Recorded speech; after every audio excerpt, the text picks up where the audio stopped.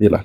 መቼ ስትይ ስፔሲፊክ ታይም አለች ሜንሽን የሚደረግበት ከዚህ ዓመት በፊት ይባላል። ነገር ግን ዮሐንስ ወንጌል ላይ ስትመጪ በመጀመሪያ ቃል ነበረ። መቼ ስትይ አይታወቅም። መጀመሪያ የሌለው መጀመሪያ ነው አጀማመሩ ማለት ነው። እና which is beyond ከታይም ከስፔስ ከሁሉም ነገር በፊት የነበረ እንደሆነ ያሳያል። እና ሲጻፍ ሶስቱ ሲኖፕቲክ ጎስፕል ይባላሉ። የዮሐንስ ደግሞ ቴዎሎጂካል ጎስፕል ነው ይባለው። ላይክ ይሄ ስነ መለኮት ላይ ፎከስ አድርጎ ነው የተጻፈው። እና ሶስቱ ሲጻፉ ስፔሲፊክ የተጻፈላቸው ስፔሲፊክ የሆኑ ሰዎች አሉ። ማቴዎስ ለዕብራውያን ወይም ለአይሁድ፣ ማርቆስ ለሮማውያን፣ እንትና ደግሞ ለቴዎፍሎስ ወይም ለግሪክ ሰው ጽፏል አይደለም። ዮሐንስ ግን ስፔሲፊክሊ የጻፈላቸው ሰዎች የሉም።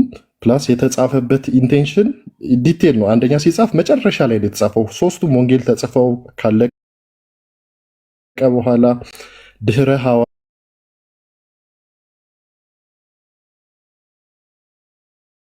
ሐዋርያት ዛሬው ላይቭ ስለ ቅዱስ ዮሐንስ መሆን ይችላል። ስለዚህ ትንሽ ብቻ ልበል ሳላረዝም ማለት ላይክ እኔ ውስጤ በጣም እንትን ስለሚል ነው። ስለ ዮሐንስ ሳወራ በጣም ውስጤ ኤክሳይትመንት እንትን ያደርጋልና እዚህም እዛም ስለምረግጥ አንዱን እንኳን በስነስርዓት ሳላስረዳ እንትን አደርጋለሁ። ኤኒዌይስ ወደ ወንጌሉ ስንመለስ የዮሐንስ ኢዝ በጣም አድቫንስድ የሆነ አጻጻፍ ነው የጻፈው። የተጻፈበት ፐርፐዙ መጀመሪያ ይሄ ኖስቲሲዝም የተለያዩ የኑፋቄ ትምህርቶችን ኦፖዝ ለማድረግ የተጻፈበት አጻጻፍ ነው እና ሲጻፍ የዮሐንስ ወንጌል ዲቴል ነው የተጻፈው።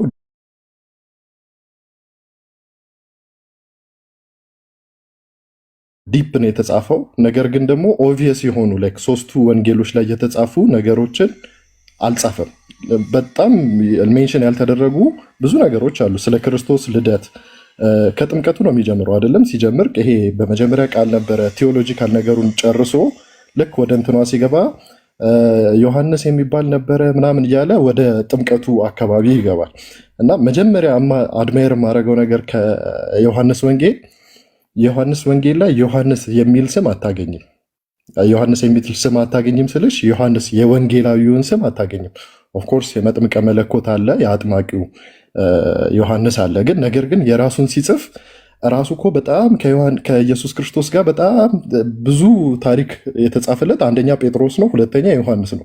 ነገር ግን የራሱን ስም ሲጠቅስ አታገኝም። ሲጠቅስ የምታገኙ ሌላኛውም ደቀ መዝሙር ጌታ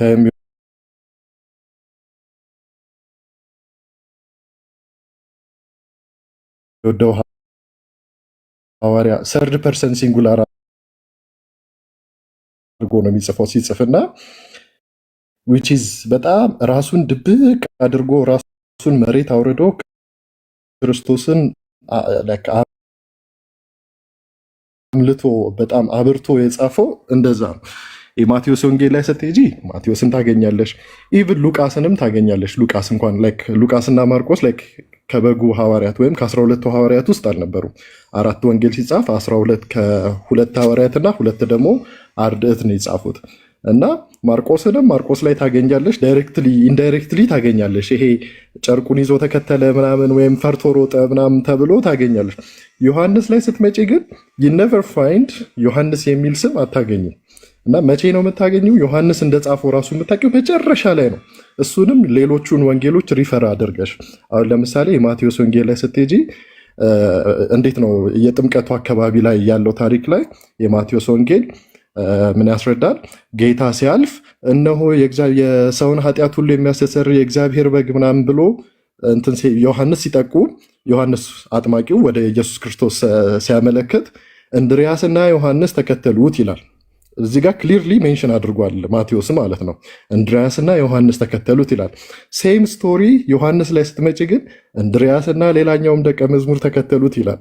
ሌላኛው ደቀ መዝሙር የተባለ እንደሆነ የምታውቂው ማቴዎስን ሪፈር አድርገሽ ነው። መጨረሻ ላይ ብቻ ኢቨን ክርክር አለ በቤተክርስቲያን ሊቃውንት ውስጥ ማለት ነው። የመጨረሻዋ ታሪክ ላይ ስትሄጂ ኢየሱስ ክርስቶስ ተሰቀለ ከማድረጉ በፊት ሞመንትስ ቢፎር ከሐዋርያት ጋር ሆኖ ያወራል እና ከጴጥሮስ ጋር ሆኖ ትወደኛለህ ወይ እያለ ሲጠይቀው አለ አይደለም፣ ሶስቴ እንደካደው ሶስቴ ድጋሚ ትወደኛለህ ብሎ ይጠይቋልና መንጎቼን ጠብቅ፣ ጠቦቶቼን ጠብቅ፣ በጎቼን ጠብቅ ይለውና መጨረሻ ላይ እንደምወድ ፍረስትሬት ያደረግና ጴጥሮስ እንደምወድህ አንተ ታውቃለህ አለው። ምክንያቱም አልክድህም ብሎ ስለካደው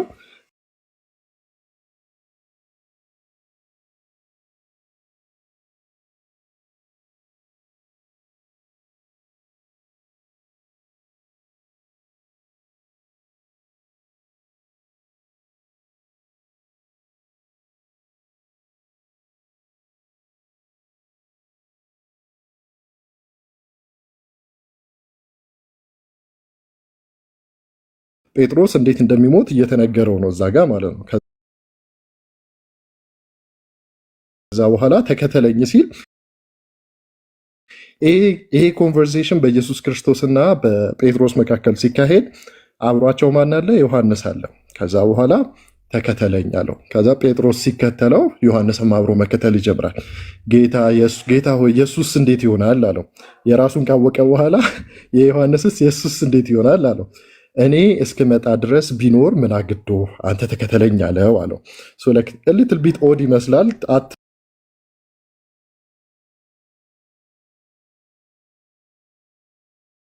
አይሞትም የሚል ወሬ በራሳቸው ውስጥ ተሰማ እና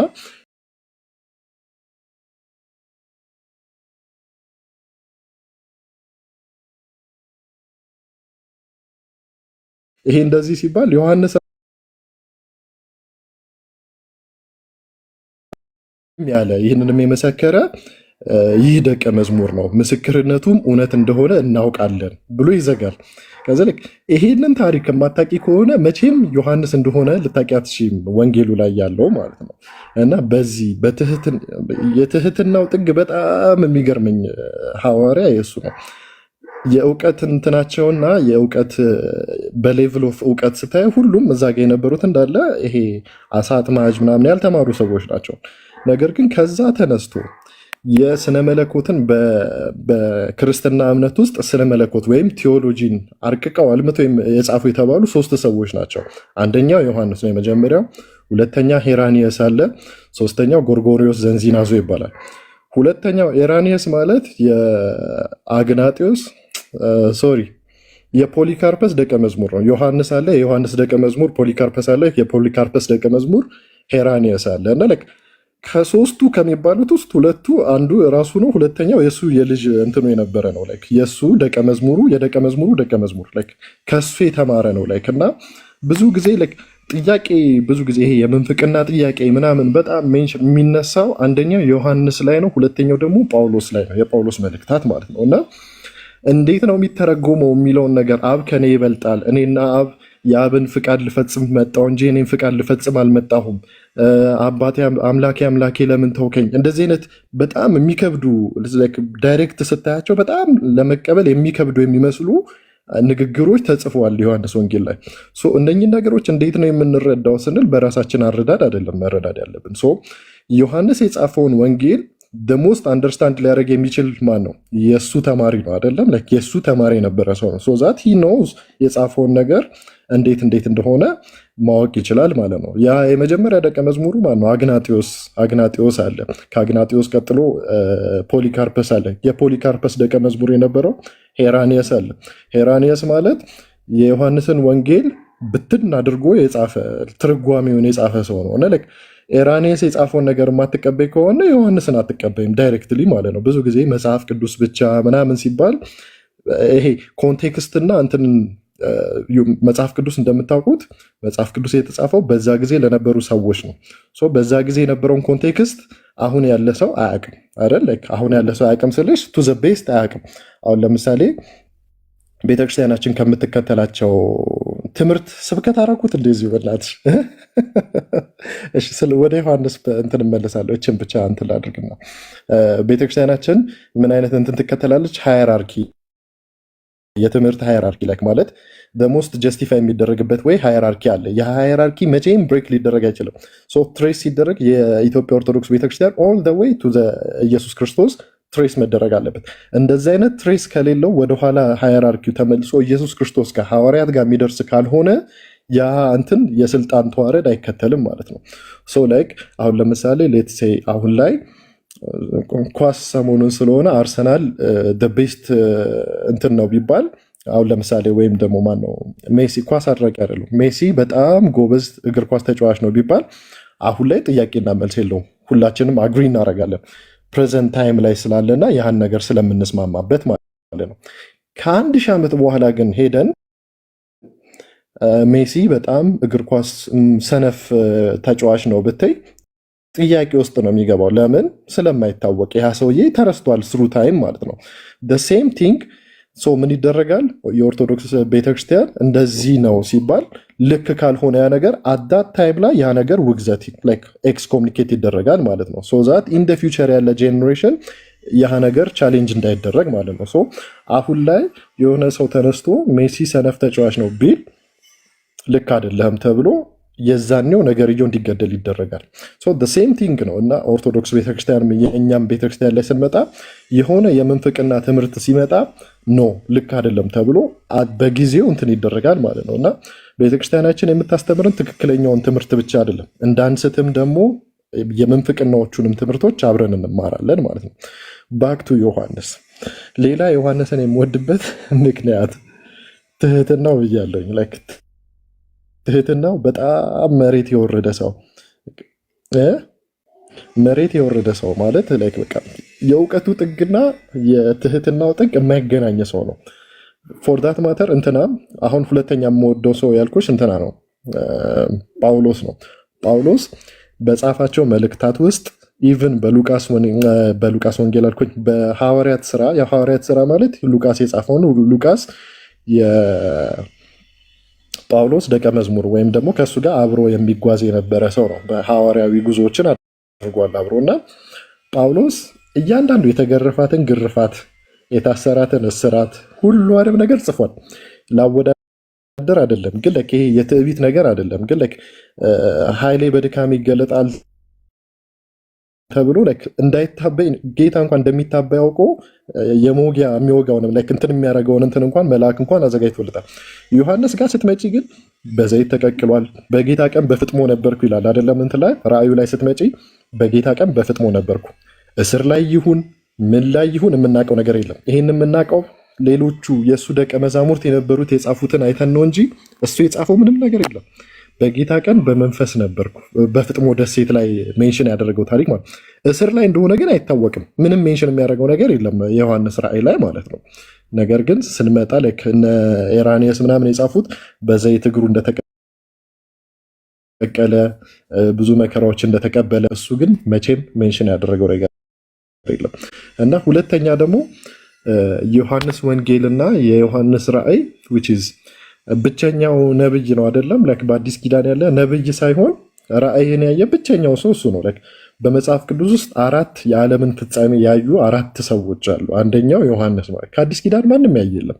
በብሉይ ኪዳን የነበሩ እነ ዳንኤል እነ ሕዝቅኤል አሉ። በአዲስ ኪዳን ግን ብቸኛው እሱ ነው። እና የዮሐንስ ራእይ ላይ ስትሄጂ አሁን ለምሳሌ ሌትስ ኮምፔር አድርግልሽ ዮሐንስ ወንጌልና ዮሐንስ ራእይ ላይ ማለት ነው። ወደ ደረቱ የሚጠጋ ኢየሱስ ክርስቶስን በሰዋዊው ባህሪው ይገልጠዋል። ሞር እንትን አድርጎ ማለት ነው። እና ኢየሱስ ክርስቶስን ወደ ደረቱ የሚጠጋ አዘነ፣ አለቀሰ፣ ተጠማው አለ ምናምን እንደዚህ የሰውነት ካራክተሪስቲክሱ ወይም ሰዋዊው ባህሪውን የሚገልጥ እንትን አለው፣ በደንብ ያሳያል። የዮሐንስ ራእይ ላይ ስትሄጂ ግን እነኝን ነገሮች አታገኝም። በአብ ቀኝ የተቀመጠውን ወልድን ነው የምታገኘው። እና ከደረቱ የሚጠጋ የሚያቅፉ የነበረው ሐዋርያ ከጀርባው ሆኖ ሲገለጥ ምንድን ነው ያለው? እንደ ሞተ ሰው ሆኜ አስጠለት አገላለጥ ፒውር መለኮት ነው።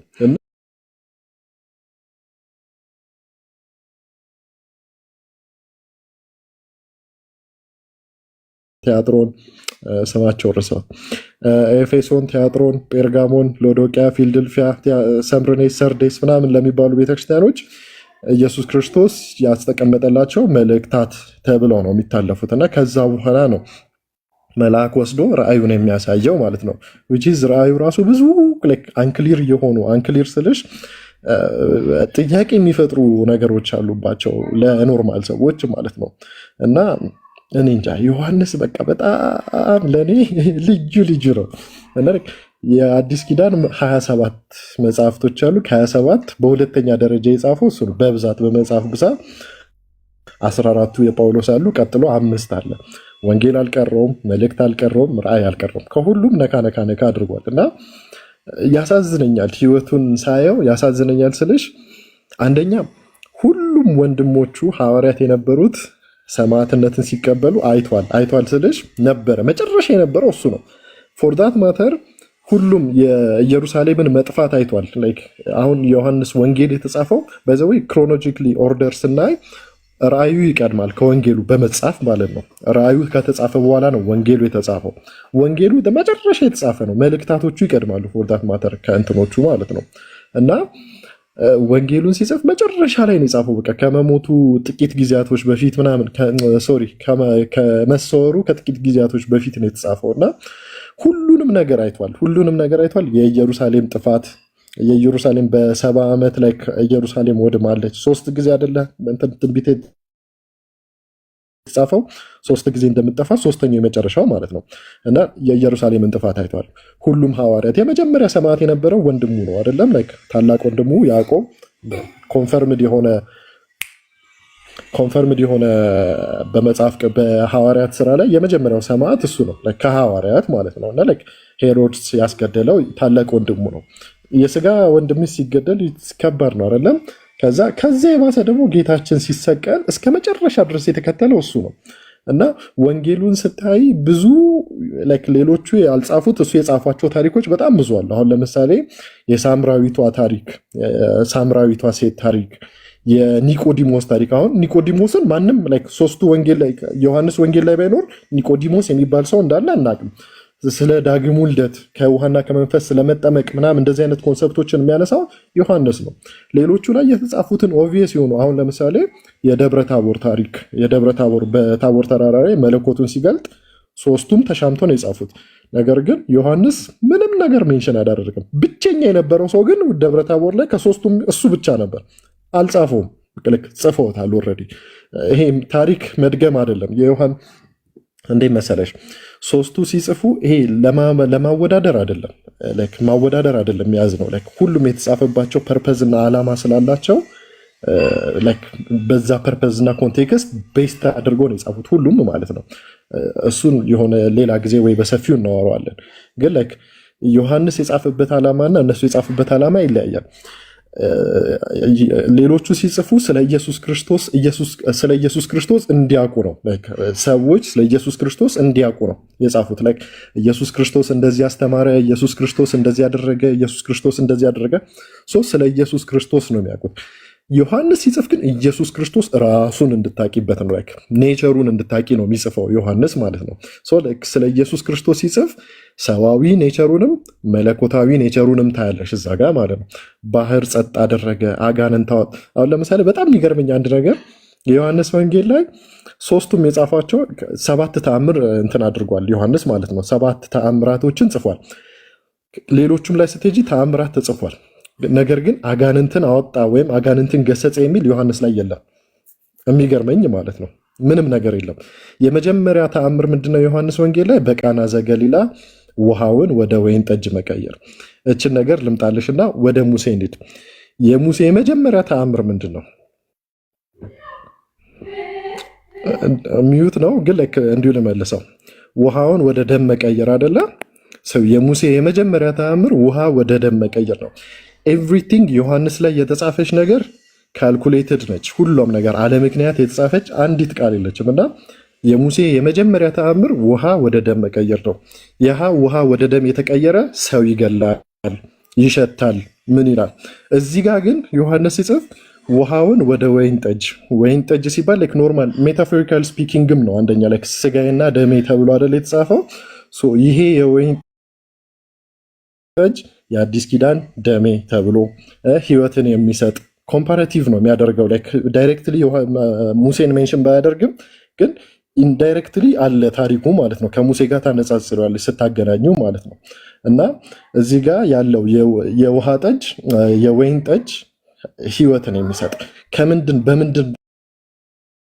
በምን ጋን ውስጥ ነው የተቀመጠው? በማንጫ ጋን ውስጥ ነው አይደለም? ላይክ ይሄ የማንጫ ጋን ታውቂያለሽ አይደለ? ላይክ ሲጻፍ የመንጻት ስርዓትን የሆነ ነገር የረከሰ ነገር ነክተው ሲመጡ ምናምን የሆነ ነገር አድርገው ሲመጡ አይሁዳውያን ለመንጻት ከርኩሰታቸው ከረከሱበት ነገር ለመንጻት የሚታጠቡበት ውጭ የሚቀመጥ ለብቻው የነበረ ጋን ነው። ያንን ጋን ለኃጢአት መንጫ የተደረገውን ጋን ለህይወት መስጫ አድርጎታል ማለት ነው። ዲቴል ከገባንበት ብዙ ይሆናል ነገርየው፣ ግን ከላዩ እንደዚህ እናደርጋለን። ዮሐንስ የጻፋቸው እንትኖች ስፔሲፊክሊ እንትኖች አሉ። ይሄ የሆነ ቀን ወይ ቁጭ ብዬ በስነስርዓት እያንዳንዷን ተአምራቶች በሰፊው እናያለን። በጊዜ ላይ ኢየሱስ ክርስቶስ በጊዜ ላይ ስልጣን እንዳለው የሚያሳይ አሁን ለምሳሌ አንደኛው ካደረገው ነገር አንዱ ምንድን ነው? የታመመ ሰው እንትን አደረገ አይደለም? በርቀት የመቶ አለቃው የቅፍርናሆም መቶ አለቃውን ሰውዬ ቃል ብቻ ተናገር ብሎ ሳይገናኙ ከታመመው ሰው ጋር ከልጁ ጋር ሳይገናኙ በቃል ብቻ ልጁ ተፈውሷል። አንደኛው ይሄ በጊዜ ላይ ስልጣን እንዳለው ያሳያል። ሁለተኛ በሞት ላይ ስልጣን እንዳለው አላዛርን አሁን አላዛር የሚባል ሰው እንዳለ አናውቅም። 3 ወንጌል ላይ አታገኝም የአላዛርን ታሪክ ወይ በኋላ ላይ አሁን እሺ ሶሪ ልጄ መጥቶ ነው እሺ እና እሺ ምን እያልኩኝ ነበር? ያ ስለ አላዛር እያወራ ነበርና አላዛር 3ቱ ወንጌላዊ ያለ አታገኙም። ብቸኛ ያለው እንትን አላ ነው ዮሐንስ ወንጌል ላይ ነው። ዮሐንስ ወንጌል ፐርፐዙ ምን ነበር እንዳልኩሽ? ስለ ክርስቶስ ባህሪ ወይም ክርስቶስን ራሱን እንድናቅል የጻፈው። ሌሎቹ ሲጽፉ ግን እንዳልኩሽ ስለ ክርስቶስ ያደረጋቸውን ነገሮች፣ ክርስቶስ የተናገራቸውን፣ ክርስቶስ የሆነውን የክርስቶስን ታሪክና ያደረጋቸውን ነገሮች ነው የጻፉት ማለት ነው። እና ዮሐንስ በጣም እኔ እንጃ ብቻ አውርቼ አልጠግብም ስለ ዮሐንስ ማለት ነው።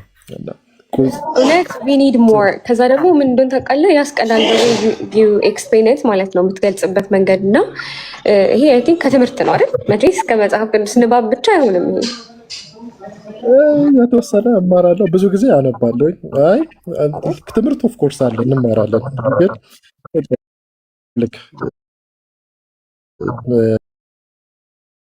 ንባብ ጥሩ ነው። መጽሐፍ ቅዱስን አንድ ነገር ብቻ ልናገር፣ የኔ ላይቭ ላይ ስገባ ለራሴ ልጆች ስለምናገር ማለት ነው፣ ለአንቺም ልጆች ከጠቀማችሁ ልንገራቸው። መጽሐፍ ቅዱስ እንዴት እናንብብ የሚል ብዙ ጊዜ ስለምጠየቅ ነው። መጽሐፍ ቅዱስን እንዴት እናንብብ የኔን አነባበብ ስታይል ነው የምናገረው አሁን ማለት ነው።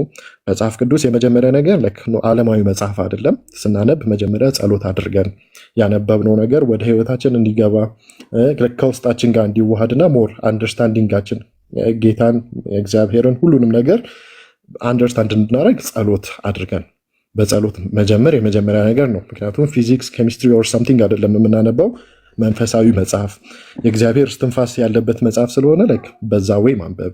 ከዛ ስናነብ እኔ ምን አደርጋለሁ መሰለሽ? አንድ ያነበዋለሁ መጀመሪያ ሶዛት አዊል ነው ምን እያነበብኩ ነው የሚለውን ነገር። ከዛ በኋላ ምንድነው ማደርገው? የጻፈው ሰው ማን ነው? መጀመሪያ የጻፈውን ሰው ማወቅ አለብን። ዮሐንስ ሲጽፍና የዮሐንስ አጻጻፍ ስታይልና የጴጥሮስ ወይም የጳውሎስ አጻጻፍ በጣም ይለያያል። የጻፈው ሰውዬ ማን ነው? ስለ ሰውየው ታጠኛለች መጀመሪያ ላይ። መልካም ነገር ከመልካም ሰው ይወጣል። ከመጥፎ ሰው መልካም ነገርን አናገኝም፣ ከመልካም ሰውም ደግሞ መጥፎ ነገሮችን አናገኝም። ኦተሩ ማን ነው? ወይም የጻፈው ሰውዬ ማን ነው? ማወቅ ብቻ ሳይሆን ስለ ሰውየው በደንብ ሂስትሪው እናውቃለን። ከዛ በኋላ ሶስተኛ ላይ ደግሞ ለምንድን ነው የተጻፈው? የተጻፈበት ፐርፐዝ። ለተግሳጽ የሚጻፍ መጽሐፍ እና ለትምህርት የሚጻፍ መጽሐፍ አንድ አይደለም። ለተግሳጽ ሲሆን አሁን አብዛኛዎቹን የጳውሎስን መልእክታት ስናይ ለተግሳጽ የተጻፉ ናቸው። ተግሳጽ ናቸው። ላይክ የሆነ ጥፋት ልክ ያልሆነ ነገር ተደርጎ ላይክ ለዛ ነገሮች እርማት እንዲሆን ተደርጎ ነው የተጻፈው። ወንጌሎቹን ስናይ ደግሞ እርማት አይደሉም፣ ትምህርት ናቸው፣ የምስራች ናቸው። ሰው የሚጻፉበት ፐርፐዝ በጣም ይለያያል ማለት ነው። ሰው አራተኛ ላይ ደግሞ የተጻፈላቸው ሰዎች ማን ናቸው? ላይክ ለማን ነው የተጻፈው? ማን ጻፈው? ለምን ተጻፈ? ለማን ተጻፈ? ይሄ ፉል ፐርስፔክቲቭ ይሰጠናል ማለት ነው። ለአይሁድ ሰው ስትጽፊ እና ለግሪክ ሰው ስትጽፊ አጻጻፉ ተመሳሳይ አይደለም። አሁን ለምሳሌ ሶስቱን ወንጌሎች እንዲሁ ገረፍ እናደርጋቸው። ማቴዎስ የጻፈው ለአይሁድ ነው። ለምን ለአይሁድ ጻፈ የሚለውን ስታይ አጻጻፉ እኮ ተመሳሳይ ነው። ታሪኩን አሁን ለምሳሌ የማቴዎስ ወንጌልና የሉቃስን ወንጌል ስታይ ታሪኩ ተመሳሳይ ነው። the way they write it ግን is completely የተለያየ ነው። አሁን ለምሳሌ የማቴዎስ ወንጌል ላይ ስትመጪ የተጻፈው ለአይሁዳውያን ነው። አይሁዶች ምን ይቀበላሉ? ኦሪትና ብሉይ ኪዳንን፣ ትንቢትን፣ ነቢያትን ይቀበላሉ። ሪፈር አጻጻፉ ራሱ ሪፈር ነው፣ ባኬን ፎርዝ ነው። ብሉይ ኪዳን ላይ ይሄድና ከኢሳያስ ላይ የሆነ ነገር ሜንሽን ያደርጋል። ከመዝሙረ ዳዊት ላይ የሆነ ነገር ሜንሽን ያደርጋል። ከኤርሚያስ የሆነ ነገር ሜንሽን ያደርጋል። በነቢያት ናዝራዊ ይባል ዘንድ ወደ ናዝሬት ሄደ። ከዛ በኋላ በነቢያት እንትን ልጄን ከግብፅ ጠራሁት ሲል ወደ ግብፅ ሄደ።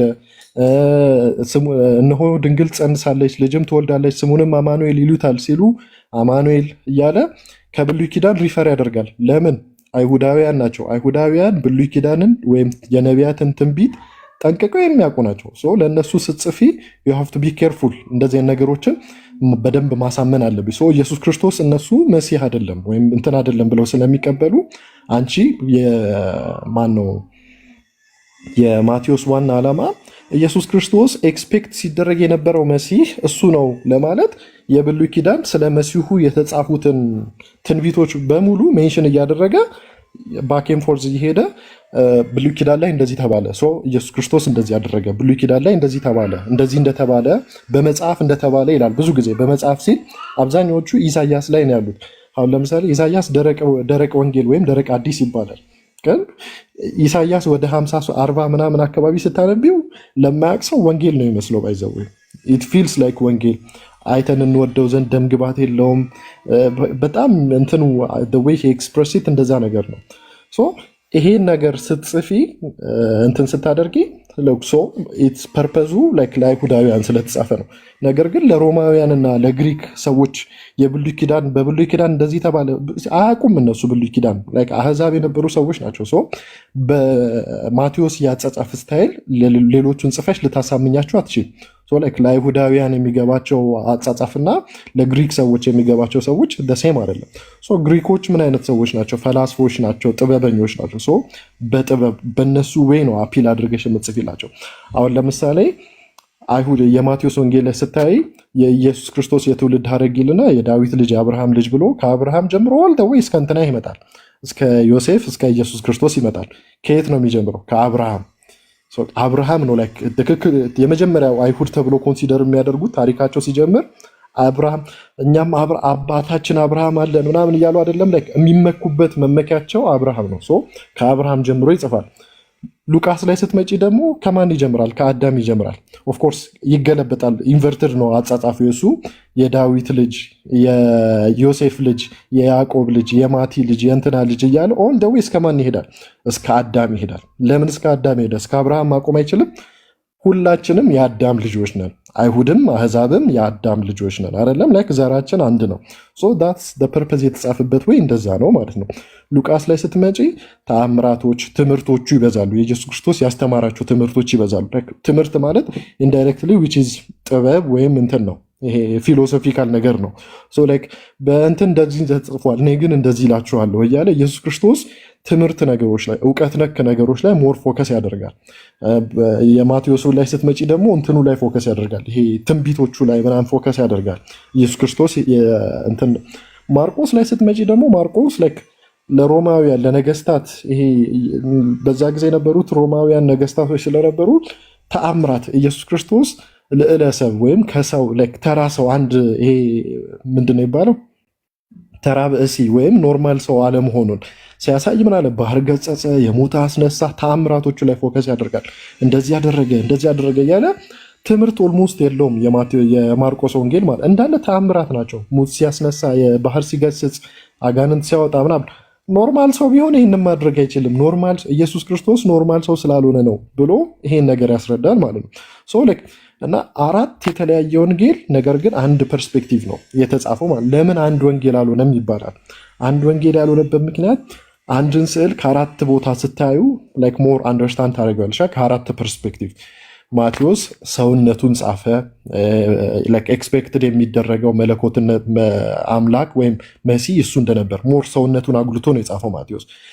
ዮሐንስ ላይ ስትሄጂ ደግሞ መለኮትነቱን ኖርማል ተራ ሰው ብቻ አይደለም ወይም አሁን የመጣ መሲህ ሲጠበቅ የነበረው መሲህ እሱ ብቻ አይደለም ቅድመ ዓለም የነበረ ነው ሲል መለኮትነቱ ላይ ዲቪኒቲው ላይ ሞር ፎከስ አድርጎ ጻፈ።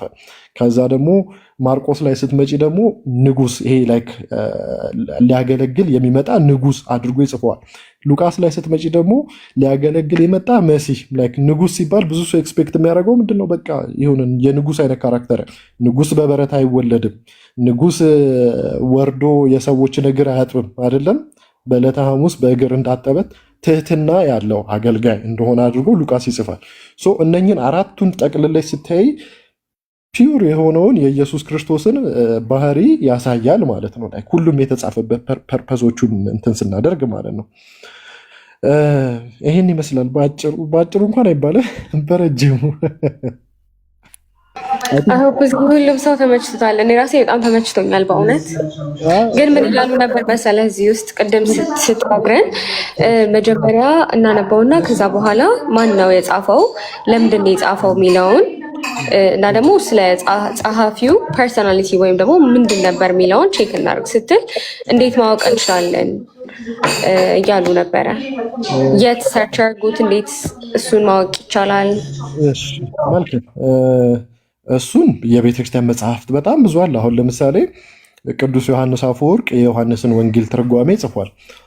እንዳልኳችሁ በእኛ አንደርስታንዲንግ ብቻ ያጠፋናል ስላችሁ መጽሐፍ ቅዱስ የሆነች ቆርጠን የምናወጣት የሆነች ነገር ካለች የሚያጠፋን ነገር ይኖራል። ልክ እንዳልኳችሁ ቅድም አብ ከኔ ይበልጣል የምትል ቨርስ አለች፣ ቃል በቃል ማለት ነው። ኢየሱስ ክርስቶስ ስለኛ ይማልድልናል ተብሎም ተጽፏል። እቺም ብቻ አውጥተን የምንይዝ ከሆነ እንጠፋበታለን። መጥፊያችን ነው የሚሆነው የምንድንበት ሳይሆን ማለት ነው። በምዕላት ነገርየውን አንደርስታንድ ለማድረግ የሚረዳን የመጀመሪያው ነገር ምንድነው? ማን የጻፈው፣ ለምንድን የጻፈው፣ የት ነው የተጻፈው ምናምን፣ ለማን ነው የተጻፈው የሚሉትን ነገሮች አንደርስታንድ ማለት። ይህንን የት ማግኘት እንችላለን? አንደኛ የቤተክርስቲያን የትርጓሜ መጽሐፍቶች አሉ። ብዙ መጽሐፍት አለ። አሁን ዮሐንስን ወንጌል ብታይ በጣም ብዙ መጽሐፍቶች አሉ። ከመጽሐፍ ቅዱሱ ውጭ የተጻፉ ትርጓሜ መጽሐፍት ማለት ነው። ዮሐንስ ማን ነው ስንል ስለ ዮሐንስ ገድል የሚናገሩ ገድለ ዮሐንስ በጣም ብዙ አለ። የዮሐንስን ታሪክ የሚነግሩን ማለት ነው። እሱን እናነባለን። አይሁዳውያን እነማን ናቸው የሚለውን ነገር ጉግል ማድረግ ይቻላል። እንደዚህ ነገሮች ኢዚ ናቸው። የተጻፈበት ፐርፐዝ ወይም ምክንያተ ጽሒፍ ይባላል በቤተክርስቲያን ማለት ነው። ምክንያተ ጽሒፍ ሁሉም የትርጓሜ መጽሐፍቶችን ስናገኝ እንደዛ ነው። የመጀመሪያ ነገር ለምንድን ነው የተጻፈው? ቅድም እንዳልኳቸው የተጻፈበት ምክንያት ኢት ማተርስ ዘ ሞስት። አሁን ለምሳሌ ብዙ ሰው የሚጠፋበት አንደኛው መጽሐፍ ምንድን ነው? የሮሜ መልእክት አይደለም? በጣም በምልአት ሳይነበብ ሁሉንም ሳያነብ ቆርጦ የሆነች ቃላትን እያወጡ ወይም የሆነችን ታይትል እያወጡ ከዛ ውስጥ ኖ እንደዚህ ተብሏል እንደዛ ተብሏል ምናምን። ኦፍኮርስ ለምንድን ነው የተጻፈው የሚለውን ስናቅ አንደርስታንድ እናደርጋለን። ለተግሳጽ የተጻፈ ወይም ለምክር የተጻፈ ሰው አሁን ጳውሎስ ፐርሰናል ሌተሮች አሉት። ለነ ጢሞቴዎስ ለነ ቲቶ የጻፋቸው የግል ደብዳቤዎች አሉ። እነሱን ስናነብ የሚኖረን አንደርስታንዲንግ እና ሮሜና ገላትያን ስናነብ ያለን አንደርስታንዲንግ በጣም የተለያየ። ለሮሜ ፎርዛት ማተር ለሮሜና ለገላትያ እንኳን ሲጻፍ በጣም ይለያያል። ሮሜ የነገስታት እንትን ነው፣ የንጉሶች ነው። ከዛ ደግሞ የተቀላቀሉ ናቸው አይሁዳውያን ክርስቲያኖችና አህዛብ ክርስቲያኖች፣ ለእነሱ ነው የተጻፈው። ገላትያ ደግሞ በጣም ቆሮንቶስ እና ገላትያ ማለት ደግሞ ውስጥ አስቸጋሪ የሆኑ ሰዎች ናቸው።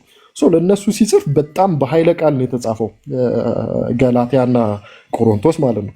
ነገር ግን ሮሜ ላይ ስትመጪ ትንሽ ለዘብ ያለ ነው። ፎርዛት ማተር የተጻፈበት ጊዜ ማለት ጳውሎስ ወጣት እያለ የጻፈበት አጻጻፍና እንትን እያረጀ ወይም እየበሰለ ሲመጣ የጻፋቸው አጻጻፎች በጣም ይለያል። አሁን ገላትያ ላይ ዋን ኦፍ ዘ ፈርስት ከተጻፉ መጽሐፍቶች ናቸው እና ጴጥሮስን ባገኘሁት ጊዜ ገሰጽኩት። ጴጥሮስ ማለት የመጀመሪያው የበጉ ሐዋርያ ነው። አስቡ፣ እና ፍርድ ይገባል ሊሞት ይገባዋል ምናምን ብሎ ይህን የተናገረው ለምንድን ነው? ከአይሁድ ጋር ሲሆን ከአይሁድ ጋር ይበላል፣ ከአሕዛብ ጋር ሲሆን ደግሞ ልክ እነ ጳውሎስ ሲመጡበት ይሸሻል እና ፍርድ ይገባዋል ምናምን ብሎ በኃይለ ቃል ነው የተናገረው። እዛ ጋር ወጣትም ነው ያንግ ነው የጻፍ ሲጽፍ አንድ ነገር አንደርስታንድ ማድረግ ያለብን ነገር መጽሐፍ ቅዱስ ላይ ያሉት መጽሐፍት እስትንፋሰ እግዚአብሔር ወይም የእግዚአብሔር ቃላት ቢሆኑም የተጻፉት ግን ስቲል በሰዎች ነው። የሰዎቹን ካራክተሪስቲክስ በደንብ እናገኝበታለን። አለበዚያ ሁሉም አንድ አይነት ይሆን ነበረ። ገብቷቸዋል አይደለም? የእግዚአብሔር መንፈስ ያለበት መጽሐፍ ነው፣ ግን ኦልሶ የሰዎቹም ካራክተሪስቲክስም ይገለጥበታል። እና ገላትያ ላይ እንዲህ ሊሞት ይገባዋል፣ እንደዚህ ሊሆን ይገባል። ለምን? እችን ስላደረገ ሰው ነው እኮ እሱ ይሳሳታል። ነገር ግን ሌላ ቦታ ላይ ወደነ ጢሞቴዎስ ላይ ቲቶ ወደ መጨረሻ አሁን ጢሞቴዎስ ሁለተኛ ጢሞቴዎስ የመጨረሻው መጽሐፍ ነው። ዕብራውያን ምናምን ላይ ስትሄዱ ወደ መጨረሻው አካባቢ የተጻፉ ናቸው። ለዘብ ካለ በኋላ ይሄ በእውቀት ብቻ ሳይሆን በእድሜም ሲበስል የጻፋቸው መጽሐፍቶች ናቸው እና እዛ ላይም ጥፋት ሲጠፋ እያየ ነገር ግን የሚናገርበት ወይ ለዘብ ያለ ተዋቸው፣ ፍቅር ይበልጣል። አሁን ዮሐንስን ስታዩት ፍቅር ይበልጣል። ሁሉም በእድሜው ማገባደጃ ላይ የተጻፉ ስለሆኑ ፍቅር ይበልጣል፣ ከሁሉም የምትበልጠው ፍቅር ናት እያለ ነው የሚጽፈው። ለምን? የተጻፈበት እድሜ ነዋ።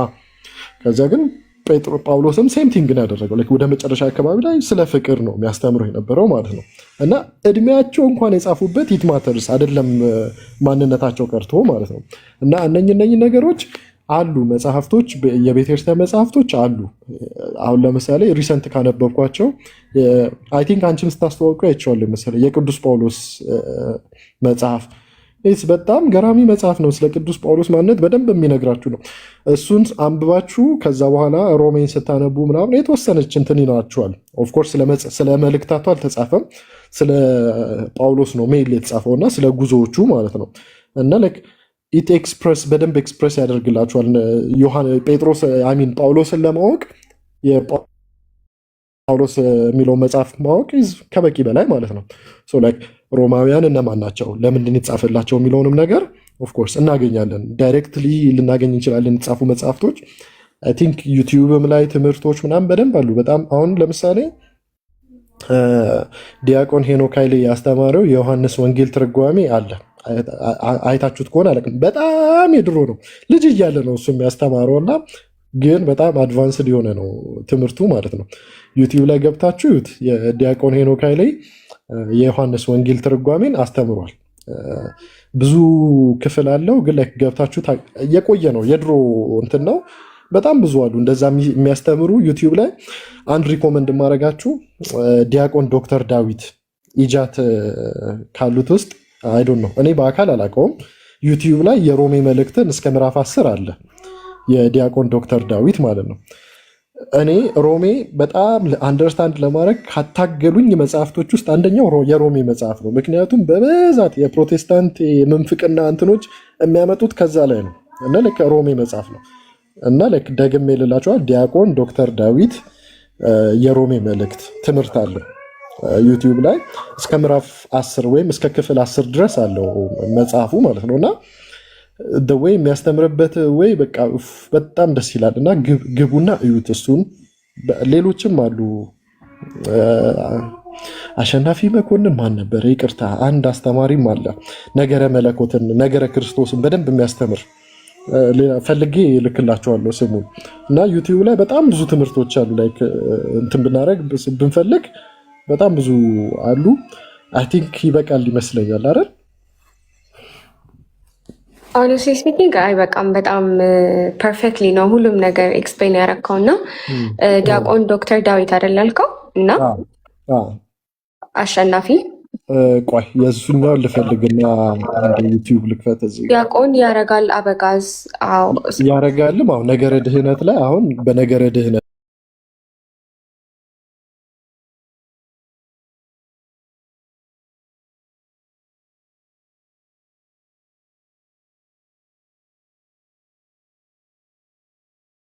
ቆይ እስቲ የምታውቁ ሰው ካላችሁ ኮሜንት ላይ ዲያቆን ያረጋል አበጋዝ ነገረ ድህነት። እሻው ብቻ ግን በጣም ዩ ፐርፌክትሊ ኤክስፕሌንድ ኤቭሪቲንግ እና እውነት ያስቀናል ማወቅ ማወቅ አክቹሊ ሁሉም ሰው ይጓጓል ብዬ አስባለሁ። ግን እንደዚህ ደግሞ ገብቶ አንደርስታንድ አድርገው ከዛ በትክክለኛ ቋንቋ ኤክስፕሌን ማድረግ ደስ የሚል ነገር ነው እና እኔ እንደውም አይቶት ቲዮሎጂ ምናምን የተማርከው ሆነስቲ ስፒኪንግ? አይ አልተማርኩም፣ ጀመርኩ ነው ለመናገር ቅዱስ ሥላሴ በጣም ቲዮሎጂ ነግሮች ነው ገባሁኝ። በዚህ ዓመት አሀፍቱ በቃ በዚህ ዓመት አንደኛ ፕላኔ እሱ ነበር።